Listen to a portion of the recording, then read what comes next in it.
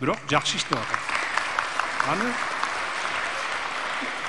аларды көзөмөлгө алабыз, ага кудуретибиз жетет. Кандай иштеп атканын, баскан турганын дегендей.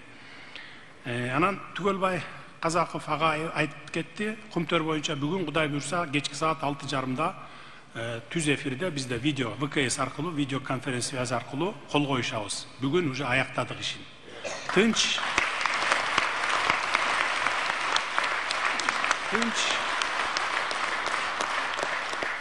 эч кандай мындай соттошуусу жок, тынч ажырашып атабыз. Бизге албетте бардык биздин пайдабызга чечилип атат.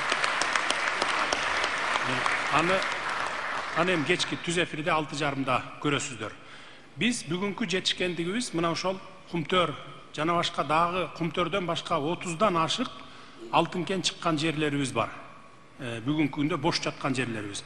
Бардыгын өзүбүз иштетебиз деп, мамлекеттин менчиги катары 100% өзүбүз иштетебиз деп, көчмөндөр мурасы аттуу биз холдинг түзгөнбүз.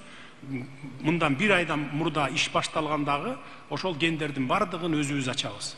Мына ушул Кумтөр сыяктуу жана башка ушул алтын кен чыккан кен байлыктарыбызды өзүбүз иштеткен үчүн